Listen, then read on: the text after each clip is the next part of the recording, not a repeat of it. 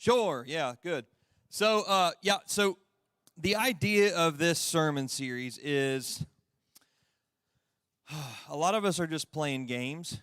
A lot of us are just playing church. A lot of us are not really taking life seriously. And so I think it's just time to say game over. Like, I'm done playing games. I'm done messing around. And I'm ready to live a life that truly goes after Jesus. I'm truly ready to go after a life that says I'm honoring the Lord with my life. And that might be a kind of a hard thing to do, especially as a teenager. And it's just really hard to do because it's like we mess up all the time. But I truly feel like that we're called to live a life to where we die to ourselves daily, and it's a daily thing. You know, it's like you might mess up today, but tomorrow it's like, all right, it's a new day. I'm not playing games tomorrow. I'm starting fresh tomorrow. I'm moving forward in my life. So I want to dive in tonight because I think in order for us to start, I think it's really, really important for us to know what temptation is. And we're just going to do like a biblical, like a breakdown study of what temptation is and where does temptation come from? You know, how do we, what is it? Where does it come from? What is it? And how do we defeat it? Is basically kind of where we're going tonight. How do we overcome it? Okay? So I want to start with this verse tonight, and we're going to be in the book of James, chapter 1, and here's what it says.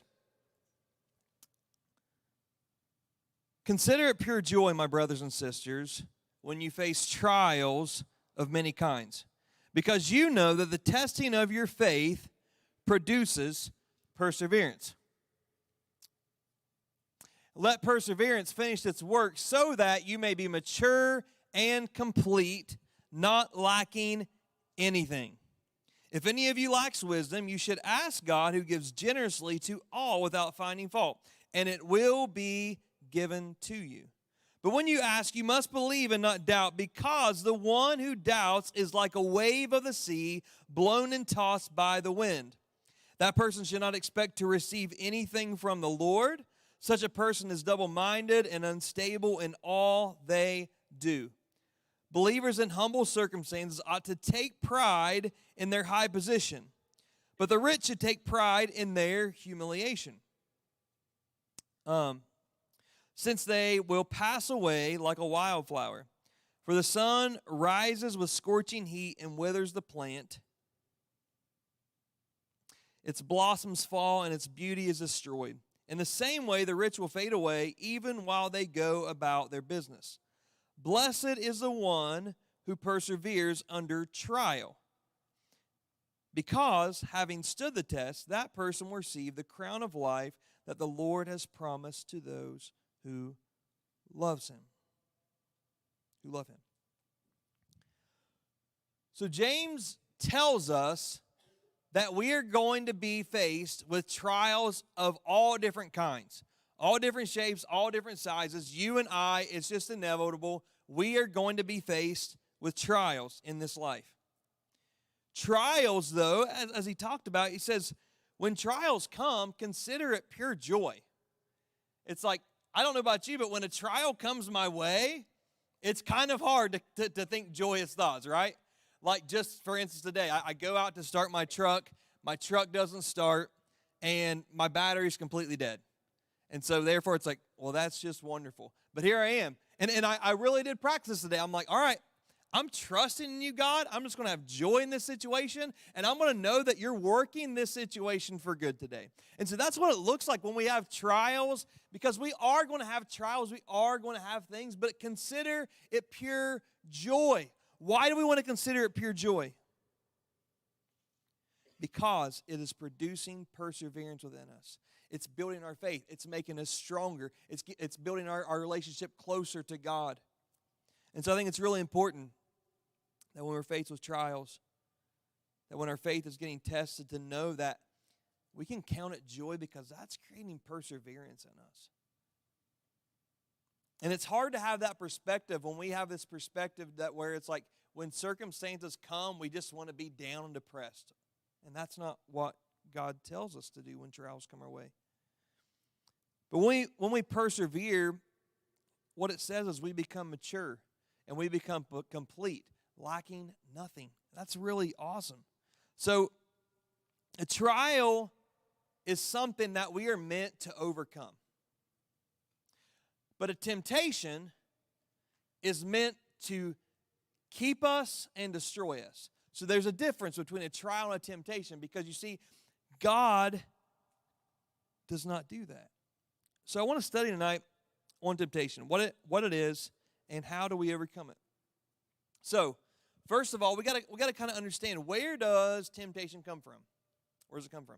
Well, James 1:13 tells us that. And so we're gonna start with that verse tonight. Jump from 12. Now we're going to 13.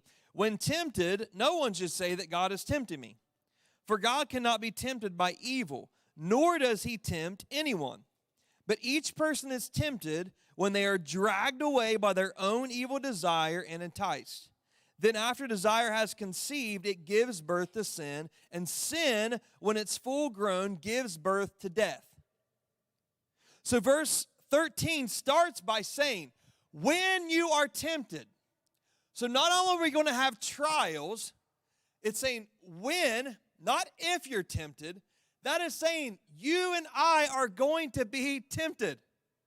Jesus himself was tempted. So you and I are not, since Jesus was tempted, you and I are going to be tempted also, okay? So God allows these things to happen in our life. But when we go through these things, when we're tempted, what does it say? When you are tempted, no one should say that God is tempting me.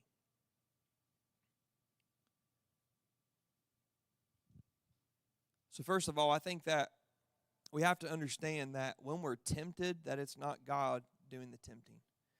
And I think it's sometimes easy to say, like, God, why are you putting me through this? Like, why do I keep struggling with this thing? No, that's not God doing that in your life.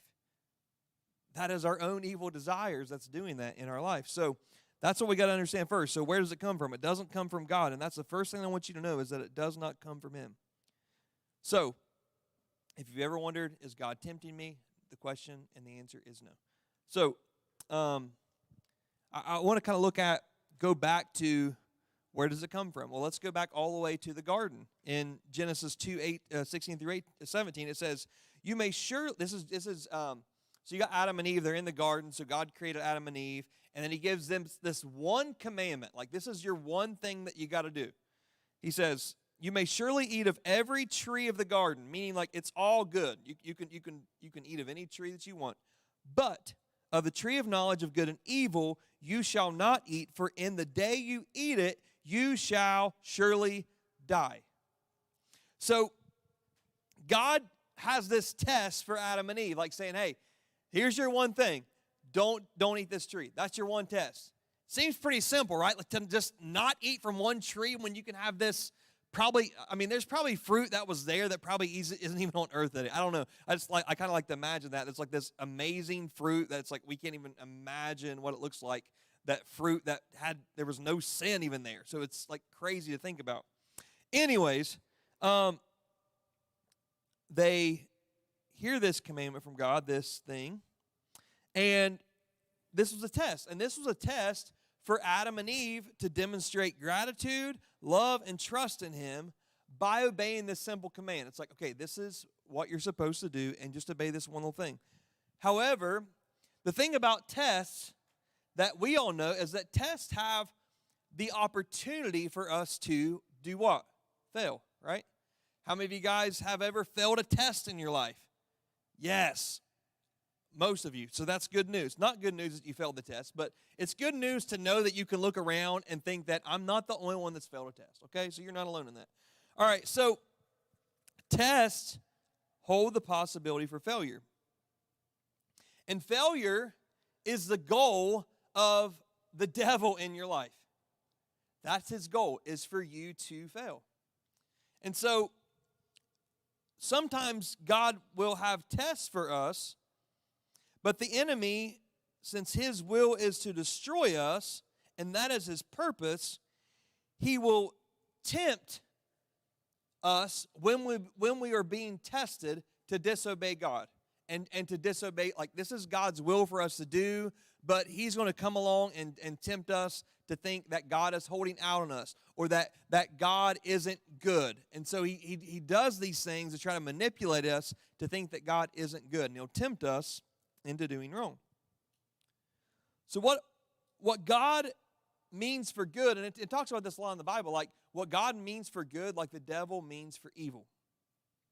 So, what is temptation? Temptation is an enticement to act in disobedience to God's will. Its sources, it's got different sources, like the world. Obviously, the world has an influence in that. Another thing is the flesh, so our own fleshly desires, and the devil. So those are different sources of temptation. Now, what we have to understand, and we've already read part of this verse, but I want to kind of walk through because it's important for us to know that our temptation doesn't come from God. So that's first and foremost. But the second thing that I want to do is I want to walk you through that there is a process when we are tempted and when we act on that. And James talks about in this passage. I'm going to kind of break that down and kind of go through this list that when sin happens, it's a whole process. And I'm going to go through that, and I want you to just kind of bear with me, and I want you to kind of just dial in and just think about this. There's a process to sin. The first thing that happens is we have desire, right? It's a desire. Verse 14, but each person is tempted when they are dragged away by their own evil desire and enticed. God gave you and I desires. That's a good thing. That's something that God put in you, is to have desires. For instance, it's okay to be attracted to the opposite sex. That's a good desire that God's put inside of you. You don't have to feel shame if you feel attraction towards the opposite sex. Like, that's a good thing. God put that thing inside of you, so you can like rest assured, like, okay, good. It's okay if I'm like attracted to this person, and I think that they are nice looking, or they're pretty, or they're handsome. Like, it's okay to have that attraction. That's a desire that the Lord put inside of you. It's okay. And I believe that it's a desire that God gave us, and we don't have to feel shame about having those desires, because the enemy wants to put you shame and give you shame for having that kind of desire. Okay, so anyways, God has also given us, some of you guys, desires in your heart to like one day I really want to be a missionary for God. And that's a desire that God's put in your heart. That's a good desire. There's also some of you that have desire where it's like, I really want to just focus on sports right now, or I really want to focus, like, you got like a specific sport that you're really good at. Maybe it's basketball, maybe it's soccer, maybe it's track, and you're like, or maybe it's whatever, volleyball. Could be maybe you do water polo, maybe you're a chess player. I don't know what your thing is.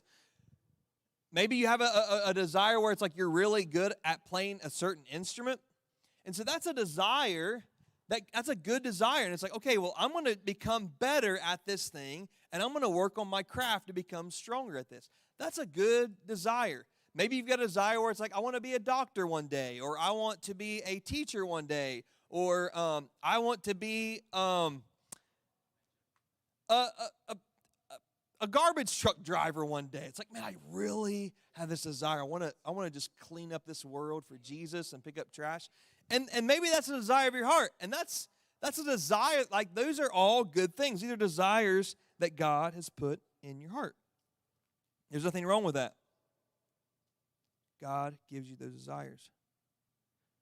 We have desires for water. We have desires for food. We have desires for shelter, for warmth. That's a good desire to have, right? Because without those things, we will die. So it's good to desire those things, right? That's a good desire that God has put in us. If we never become hungry, we won't eat, right? So it's like God helped us to be hungry, put that in us to know, like, it's time to eat. That's a good desire to have. Like, if we just like didn't have a desire to sleep, or we didn't like sleep, like we would die, right? So God put that in us to say it's time to rest. You need to shut it down. Like our body can't go without sleep. Those are good desires to have. But I want to kind of share with you, because God does put desires inside of us, but I want you to know that there's a difference between godly desires and evil desires. So God gives you desire for, let's say you have a desire for love and acceptance. That's a good thing. We should desire love. We should desire being accepted by others. But the evil desire for that is, okay, I desire love and acceptance. The evil desire of that is sexual immorality. The evil desire of that is hanging out with the wrong people, because, like, man, when I'm around these people, they make me feel alive. They make me feel loved. They make me feel accepted. So therefore, it's like you'll just attach yourself to those people. And so that's a good desire to have love and acceptance, but you can see how the enemy can turn that around and use that in a negative way. For instance, like I think of someone that, let's say, for instance, someone grows up, they have a terrible childhood. Their mom's never there because she's out, working all day, or and then at night, like, she's going out to a bar and she's getting drunk. The dad's not present in the home. So let's say the young man grows up and he just don't have anybody. He don't have any family. He doesn't have anything at all. And so he sees his opportunity to get into a gang, for example. And so therefore, it's like, okay, this is an actual brotherhood. They will love and accept me. These people will take a bullet for me. You can see how the circumstances of his life caused him to go down a wrong path, because what is he doing? He's saying, now I am loved and accepted. So therefore, he is choosing a wrong path. Even though it looks good, it looks like a good thing, it's actually a wrong path. Does that make sense what I'm saying there? Okay, good. I didn't give you a chance to answer, but I know it was great.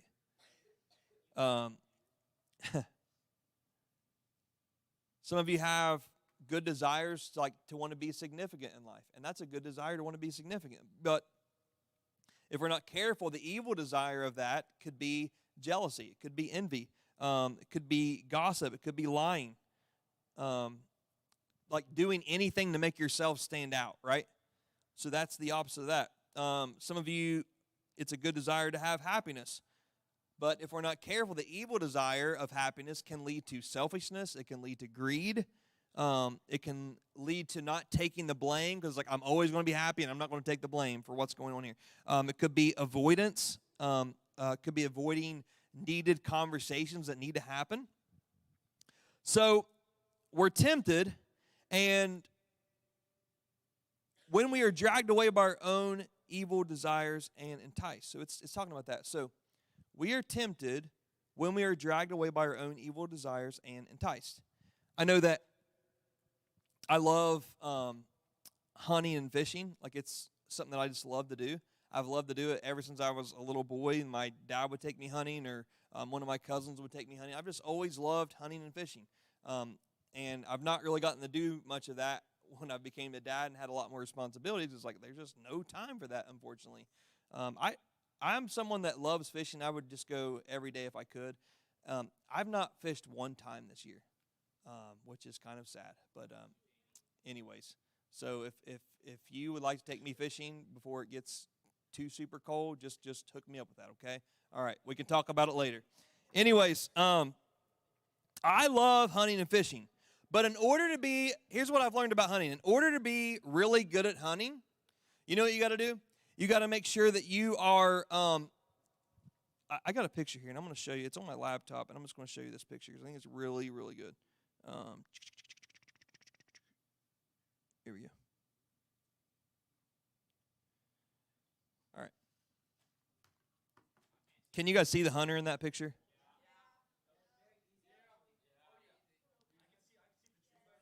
All right. But how well does he just camouflage into his environment? Really well, right? Okay. Point made. All right. So, for example, when you are hunting, you want to make sure that you have, like, people spend thousands of dollars on gear just to be able to trick a deer. They will get the perfect camouflage. Like, they even have camouflage now to where you can map out the area where you hunt at, and it will like digitize the area where you hunt at to match the color schemes of the terrain of where you're hunting. And so people will spend thousands of dollars on that, and then not only that, but it has to be completely scent proof. So like we got to remove all our scent. Okay, I got to make sure I get these boots because these boots actually hold my scent in so they don't smell my stinky feet. They got to make sure that they even put spray on top of their scentless stuff. They got to make sure that they have the right gear. If it's a certain season, they'll put like deer urine on a tree to try to entice a deer in. They will. You'll put corn out there. It's like, hey, here's a free pile of corn. Come here and eat this corn. They want to do that to do what? They want to entice the deer to do what? Kill the deer, right? It's like, I know a lot of you are like, oh, they kill the deer? Yeah, they do. All right, so sorry about your luck. And the other thing is they'll even, like when you go hunting, you have to get to the place to where you even, there's sometimes where it's just not even a good day to go in the woods because like, okay, this wind pattern, I know if I go in, I know where these deer hide out. If I go in this direction, I'm going to get winded because they smell so good, and it's super annoying that they can smell so good. They have terrible eyesight, but their smell is so good, it's like it's so hard. It's a really hard, challenging thing. Anyways, when we are tempted, we are dragged away by our own evil desires and enticed. So, think about that. That is a hunter setting up and trying to entice a deer to come in. Sometimes you'll even put like a fake decoy of a deer out there with toilet paper on it to where it looks like the tail's flapping in the wind. Yeah, you do everything you can to try to get a deer lured in. Now, when it comes to fishing, a lot of times when I go fishing, I don't ever use real bait. I always use fake bait. It's not real, okay? When I go fishing, I want the bait in the water to appear real.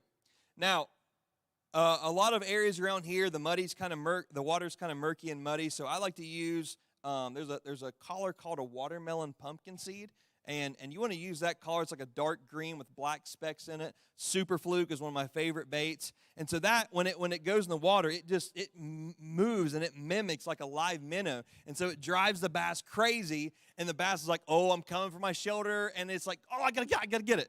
And so it just wants to grab it, right? And so where was I going with all that? The purpose is when I'm fishing, my goal is to drag the fish out of the water. I'm trying to entice the fish by my shiny, sparkly lure or whatever I'm using to try to get them to notice it. Once they notice it, they start following it in, and eventually it's like, oh, I can't resist it, and then they grab it. I drag them in, and sometimes I don't intentionally do this, but there are times where you'll get a fish in, and that fish will die because it's just like the hook gets stuck because I just went to the ocean, and I actually killed a few fish on accident. It was not on purpose, okay? So don't call me a fish killer because I was not trying to, but they just didn't live. So anyways, where am I going with that? That's how the enemy works in our life. Think about it. I wish I had like an actual fishing pole to like show this illustration, because for some of you, it's not like a shiny fishing lure. For some of you guys, it's the enemy is like reeling in, like for you guys, for example, like the enemy's like reeling in girls to like, oh, like should I not? Oh, I don't know if I should, and trying to entice you with that, right? Same way with you ladies, like that's what the enemy tries to do with you. And some of you are like, well, I'm not really worried about that, but maybe it's a certain addiction in your life. And that's how the enemy's like, oh, I've got him. And so the enemy has this whole tackle box full of ways to entice you, to trick you, to trip you up. Maybe for you, maybe it's like, man, I've really been struggling with, like I've been going to parties, I've been drinking alcohol, or maybe you've been, smoking weed or whatever. And like these are little things, like the enemy knows this is just a little addiction to try to entice you. We are dragged away by our what? Our own evil desires. That's how the enemy does it. I don't know how the enemy's luring you in, but you know that thing that you struggle with, that thing, and it could be pornography for you, that thing where the enemy's like, okay, I'm going to trick them, or I'm going to show them a quick little ad, or I'm going to get something in their mind to get them a little bit curious, to get them out of the safety of God's presence and draw them in and lure them in. That's what the enemy does. He tries to trick us up, and he tries to entice us. I think of David. David did so many awesome things for God. He did so many amazing things. God said, this is a man after my own heart. However, there was one time where David went out and he stayed home from war. It was a time where kings should have went off to war, but David decided, I'm going to stay home from war. And so he stays home from war. He goes out on the balcony, and when he goes out on the balcony, he notices that there's a woman bathing on the roof. And instead of turning around and going back and saying, oh, I didn't mean to see that woman, his sin wasn't, oh, I saw a woman, because he couldn't help that. It was not, it just happens. There are times where you've probably seen things that you didn't intend to see, and sometimes those things just happen. That's not where the sin comes into play, right? And so,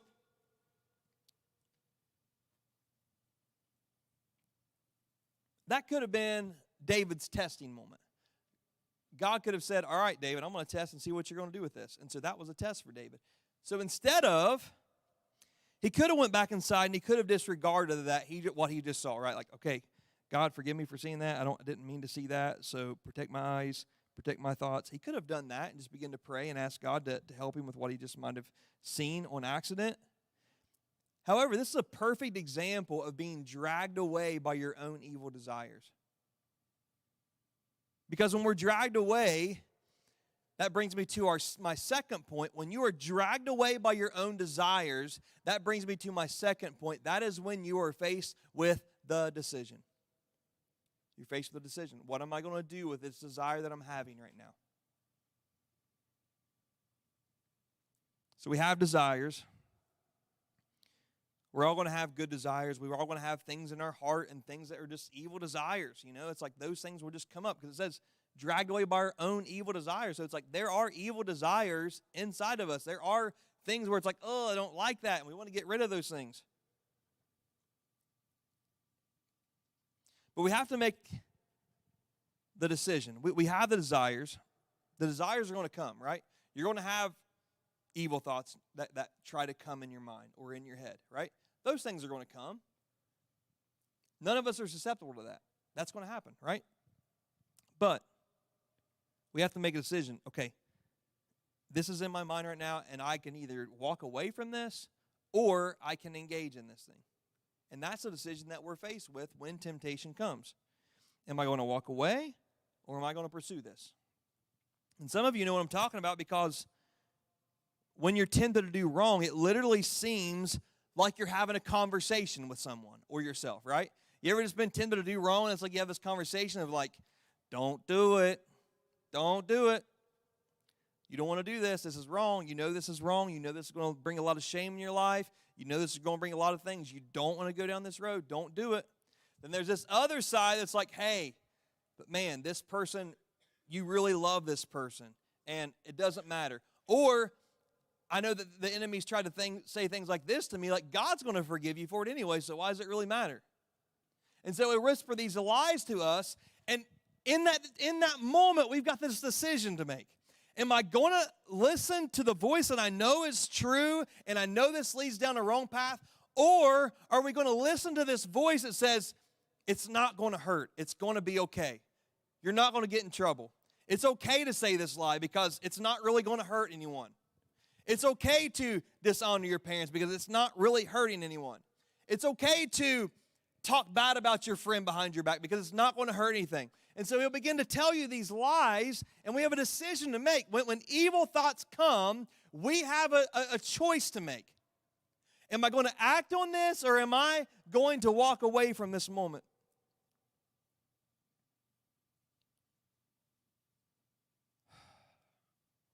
We have this conversation, and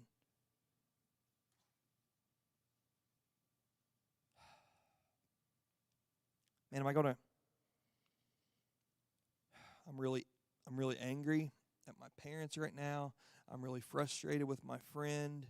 And so the enemy's like, just punch a hole in the wall. It's not going to hurt anything. And so it's like, yeah, maybe then if I do this thing and I act out in anger, maybe then they'll listen to me. And so we just start partnering with these voices inside of our head, these lies the enemy's trying to tell us. We start partnering with these things. And that's not what God wants us to do in this moment. When we are tempted, we are dragged away by our own evil desires. So when you and I make the decision to pursue that thing, just like a fish. Oh, that looks like a really yummy bait right now. You have the choice, because sometimes a fish will see it and they're like, oh, no, that's not real, and they'll walk away from it. That happens all the time. It's like they might see your boat, or they might see like a hook or something that just seems off, and they'll go away from it, right? But if not, they're going to attack it, and they're going to get hooked, and they're going to get dragged away. And that is what sin does in our life. It entices us, and it drags us away. We have a decision to make. And honestly, the thing is that I've realized is that sometimes when we go after that thing, it hooks onto us and it just seems like it won't let go. You ever had a sin in your life or a struggle in your life, it just seems like it won't let go? And the thing about fishing that I realized is that eventually, man, that fish puts up a big fight at first, and it's like, oh, this is awesome and it's fun. Eventually, that fish, it's just kind of like, it's worn out. It's so tired from fighting. Why? Because it can't get off the hook. And some of you guys, I just truly feel like some of you guys are just so weary, and you're so tired of fighting the enemy. You're so tired of fighting sin. But since now you're hooked and it's got you, it's like I can't get free of this thing. And some of you guys are like, yeah, man, I feel that. And you feel that. You're just tired of fighting. You're exhausted. It's so tiring fighting sin.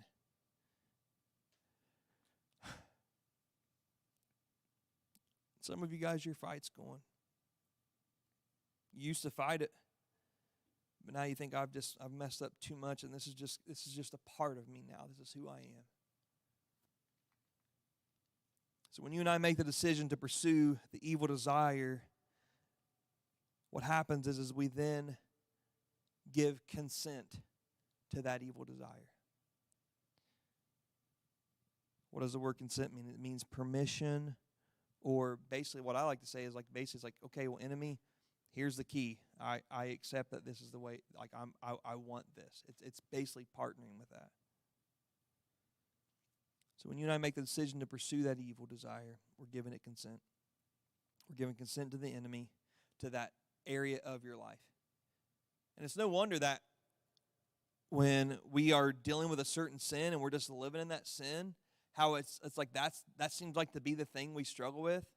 And I truly feel like it's because that's the area of our life that we've given access to the enemy. Like, okay, here is, it's almost like, you have a locked door in your house, and like, let's say that is you, and it's like, okay, well, you can go in this door, but you can't go in these other ones, but here is this one. And when you give the enemy a key to that area, he can just go in there anytime that he wants. So think about it. When you're tempted, you don't know when it's coming. It could be, a lot of times, it's like when you're isolated, when you're in your room by yourself. Like, that's when the struggle comes. I know that's for me. It could be when you're around certain friends. Like, man, when I'm around these friends is when I mess up. So it's like he knows how to entice you, and the enemy isn't going to look. I truly feel like the enemy might have not been like a scary rattlesnake for Eve, but he might have been like a shiny, pretty viper or something. Like, it was just kind of like he didn't seem, it seemed like very attractive and pretty. Anyways, I don't know that for sure, but that's just kind of what I like to think in my mind. So we're giving consent, and we're partnering with that sin. So that's why our decisions are very important. We have desire, we have good desires, we have evil desires, but when we make a decision, that's a very important thing. Like, what am I going to do in this moment? So we have the desires, we have the decisions. Because when you give consent to the evil desires, it talks about the next step, but that's when conception happens. It's like, interesting. Conception is the process of becoming pregnant, okay? And I'm going to dive into that a little bit more here. I think this is really important. The thing about being pregnant, a lot of times at first you don't realize that you're pregnant, right? You don't really know right away when you're pregnant. Like, if someone says, "Oh, we're expecting a child," like you don't really see or notice that they've got a baby right away, right? But when it's like 9 months plus, oh, you know that they're pregnant, right? Like, I mean, it's just like, how is there still a child in there? It's like, I feel sorry for Jess right now. Like, she's just like, oh, poor thing. Like, that baby needs to come out, in Jesus' name. But anyways, it will in God's time, and it'll be fine. But anyways, I'm moving on from that. So anyways, when conception happens, that is what happens. When we make the decision, conception happens. You don't see it immediately, but eventually you see the side effects of what just happened. You see the side effects of what you just partnered with. And I'm going somewhere, so just kind of hang with me. But it not only conceives, but eventually, after a while, sin becomes delivered. So it's conceived and then it's delivered. Verse 15. Then after desire has conceived, so our desire is conceived, right? It gives birth to sin. So sin is now delivered in your life. Now sin is kind of like a baby when it starts out, right? It's harmless. It's small, it's tiny. Might even seem a little bit cute, It's like, oh, look how cute this little baby is, right? How precious it is. Starts out small. Starts out innocent. But eventually, what's going to happen is it's going to grow up. But it could be small for you. It could be, maybe it's flirting. Like, it starts out small. I'm just going to flirt with this person. It starts out small. But instead of cutting it off, we entertain it. We pursue it. And now, since we've taken the bait, we've taken the enticement from the enemy, we've now acted on it. It's now become a part of us, right? It's like our baby that we're carrying around. Some of you are carrying around that, and it's not what you're supposed to carry around, but you're actually carrying it around right now. It's a part of you. What we don't see is how that baby sin that's currently in your life, how that thing is going to grow. You don't see that now, do you? Because right now it's like, this is not really hurting anybody. Like, I can kind of do what I want. I'm a teenager. I'm going to make mistakes. That's what we do. I can kind of mess around. I can kind of have fun right now. What we don't see is how that thing is going to grow. It looks simple right now. It looks small right now, but we don't see that. We don't see how that one decision that you had to entertain that flirting moment. And this is a kind of a far-fetched scenario, but I'm just going to give you an example. This could be your story. Because of that one decision to entertain it, it led your life down a wrong path. Like, okay, I flirted with this person, and now it led me down a wrong path. I made a lot of poor decisions. And because of that one decision, what you don't realize is that thing just continued to grow in your life. It started there, but then it's like, okay, now I need this, I need that. And then it eventually led to some really bad things. It led to, maybe it led to an alcohol addiction in your life.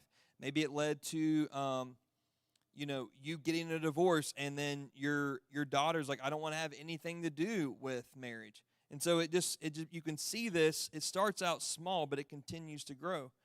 If you're living in sin right now, you more than likely probably aren't seeing your sin in its fully mature state.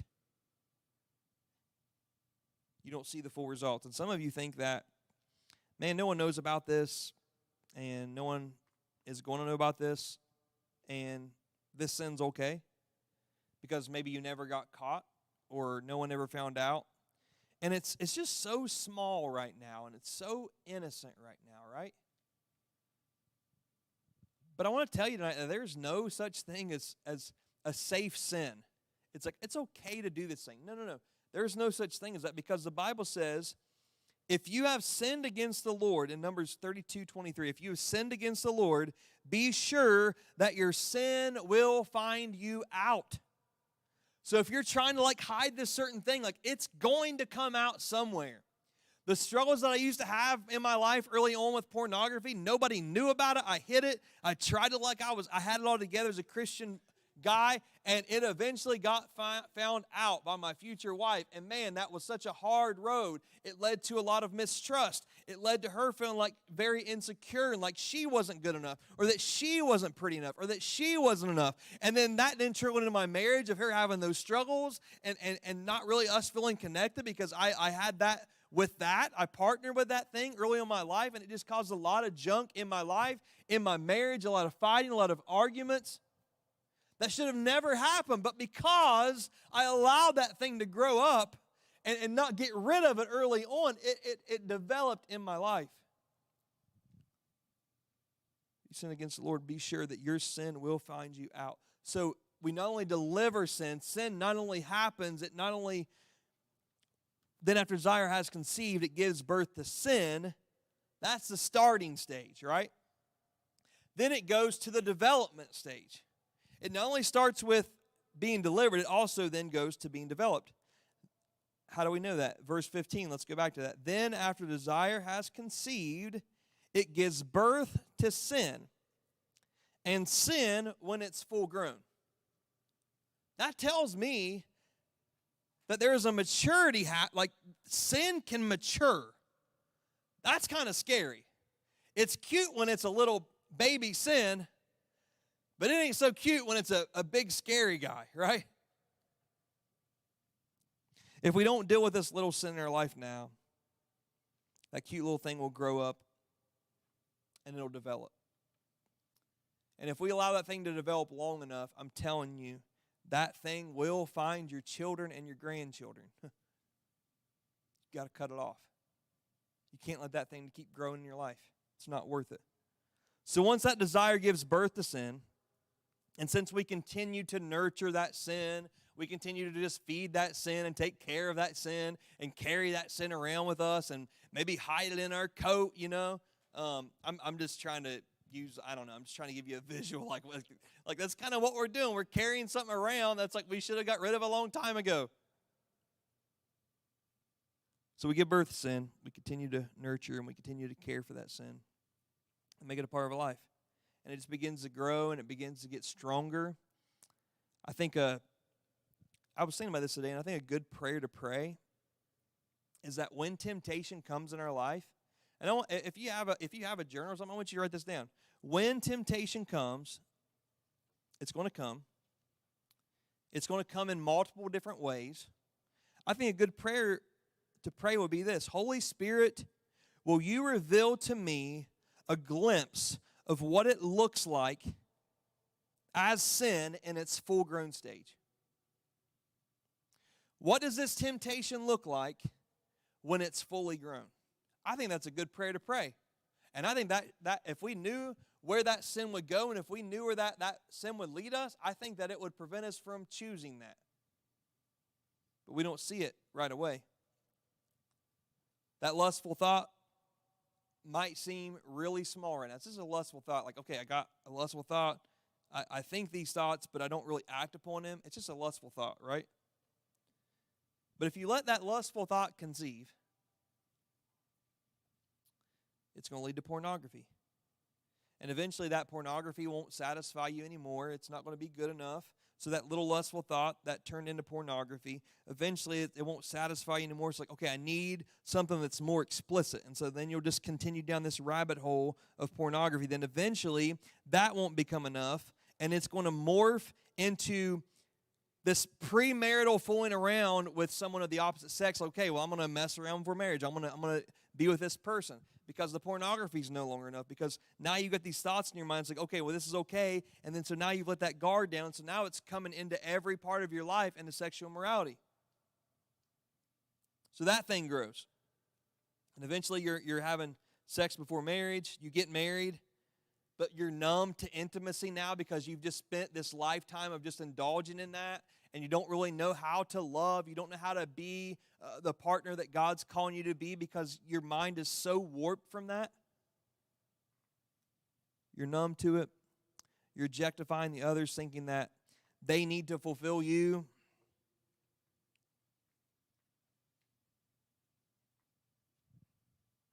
Like, okay, I've been watching this, and I want them to fulfill that. And so we begin to think those things. And so eventually, your marriage it's kind of broken. It's not really working very well. So it's like, okay, well, I'm getting attention from this person at work now. And so then it's like, okay, well, I'm going to start going down that road now. And then you pursue that. And then that leads into a big mess. And then you lose your whole family. And then what happens is you start drinking to try to numb the pain because it's just too hard to bear. And then you end up getting a divorce. Your marriage, you don't have a marriage anymore. Your kids are really angry at you, and they're really frustrated because you cheated on their mom or cheated on their dad because you just never dealt with this little tiny lustful thought a long time ago, and now it's become so big and so large, and now because of that, it's like, okay, well, I'm just going to start drinking and trying to numb the pain, and now your son has grown up, and now your son has become an alcoholic, and he's become addicted to alcohol. And now your daughter's like, I don't want anything to do with marriage. I don't value marriage. My parents didn't value marriage, so I don't value marriage either. And so then what happens is that they are like, okay, well, I'm just going to do what I want. And so then they start sleeping around. Then they get pregnant, and then it's okay. Now I'm pregnant, and now I'm just going to start living that life. And so they try to work it out, and then that person's like, I don't want anything to do with you. And so now they're stuck raising the baby alone.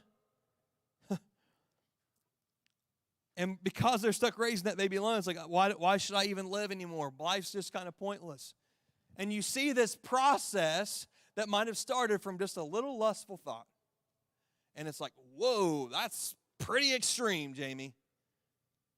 Don't think it can't go there. We have to deal with sin right now. And I'm telling you, what happens if that girl got to the point where it's like, I'm just going to end my own life.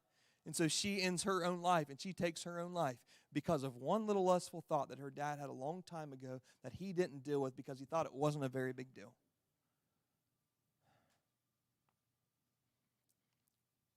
We've got to get rid of it.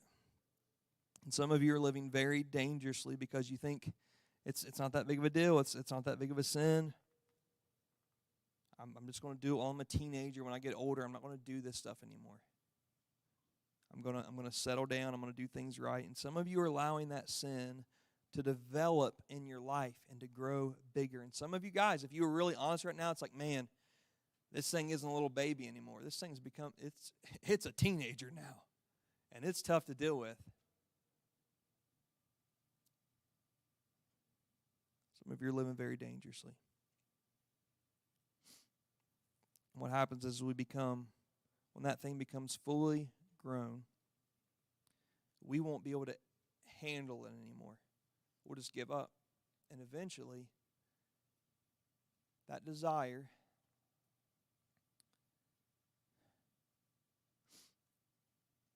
that we had to start with, that one decision, caused that sin to be delivered into our life, and it developed.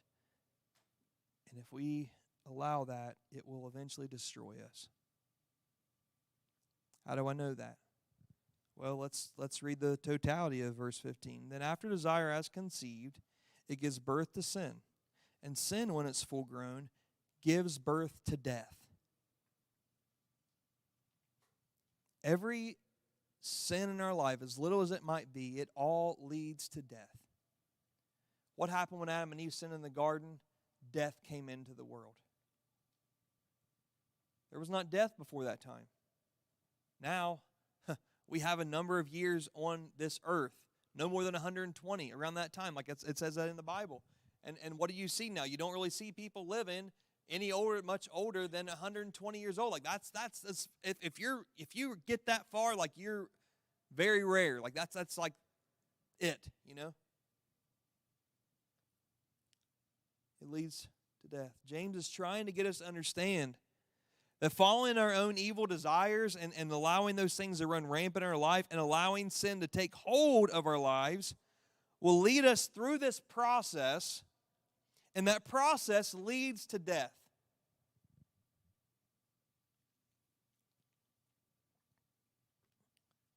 The Bible says that the thief comes only to steal and kill and destroy. That's the devil's purpose in your life. That's the enemy's purpose in your life. That's the evil desire's purpose in your life. To kill, to steal your joy, to steal your happiness, to steal good friends out of your life, to steal all these good things, to kill your dreams, to destroy your life. That is his purpose. But Jesus says that I have come that you may have life and have it to the full. Jesus wants to give you and I this abundant life, this good life, a life free. Because when we indulge in this sin, we become slaves to that. Think about a fish on the hook. They don't have a choice. They are a slave to that thing that's hooked them. The enemy's goal is to destroy your life. You know, I have a perfect example of this, and it's one of my own family members of how their life got destroyed. And it started out, they didn't have a good home life growing up. My dad's sister was not the greatest of women. She, she would go out to the bars and things like that. She was a waitress. She would come home. She was always a very angry person, struggled with alcohol, all these different things. And he started out in his early teenagers where he's like, I'm going to just start out and he just started smoking cigarettes, right? Not a big deal. It's not necessarily a sin to smoke, right? And then that led to him doing, like, okay, I need something a little bit harder than that. And so he then started smoking weed, which led to then him stealing money to pay for the weed. That wasn't enough. And so he was trying to pay for that addiction. He was stealing from his mom. And that led to him basically joining into some gangs, like some small local gangs. And then that eventually turned into him going to like Columbus and then joining like a very big, not good gang. And then he started selling drugs for those gangs. So then he started then stealing people's cars. And he was using these cars to, steal, and he was importing them and doing all this stuff. So you see how this just one little thing just kind of morphed. And this is a true story I'm telling you right now. Stealing cars, which eventually led him to prison. And honestly, the weird thing is he ended up, everything was good in his life. He actually ended up getting in this like halfway house thing, and things changed for him. He was like, all right, everything's good for me now. I've asked Jesus into my heart. And once he got out of that, and he was helping out the community. It was like a different person to be around. And once he got out of that, and once he went back to his old life, he never did deal with that one little addiction that he had and that one thing. I don't think he ever dealt with that. So that thing, I think, was still lingering and growing in his life. Even though he'd gotten saved, even though he asked Jesus in his heart, I still feel like that was still something that he was dealing with, and he never did get free from. And so he gets married to this woman, and I guess he had a really low moment, and so he ends up finding crystal meth from someone. And what he didn't realize was that crystal meth was laced with fentanyl, and my cousin died. And there was times where I felt like I had maybe an opportunity to reach out to him or show him love, and I feel like sometimes I feel wrong, like I might have missed an opportunity there. And I feel shame about that sometimes, and I try not to. But it breaks my heart to think like, man, I know that God could have freed him from that and set him free from those things, but he never dealt with it. He never got free from that thing, and it grew in his life until eventually destroyed his life. And I look at his kids' lives now, and it's like, man, they're just not good. I see them on Facebook, and they're so sad and depressed even. It's like, oh, this is so heartbreaking. It just seemed like everything's destroyed. There was a quote that I heard growing up, and I always remember this quote. It said that sin will take you farther than you wanted to go. It'll keep you longer than you wanted to stay. And it'll cost you more than you wanted to pay.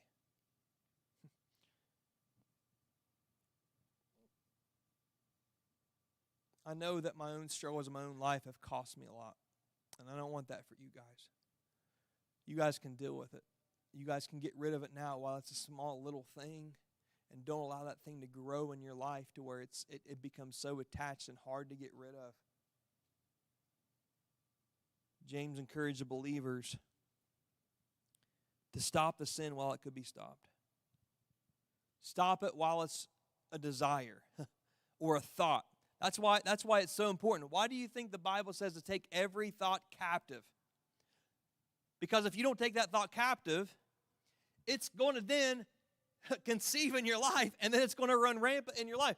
Take the thought captive. Don't allow that thought to have access into your life or control in your life. We can stop it. So as we close in this sermon, I want to just end with this verse. So what do we do when the temptations come? How do we overcome that, Jamie? What do we do? If we're going to be tempted, Jesus was tempted. Jesus was tempted 3 different times in the wilderness. Obviously, when he was what? He was alone. And I truly believe like Jesus was probably tempted when he was hanging on the cross. Hey, if you're the Son of Man, come down from there.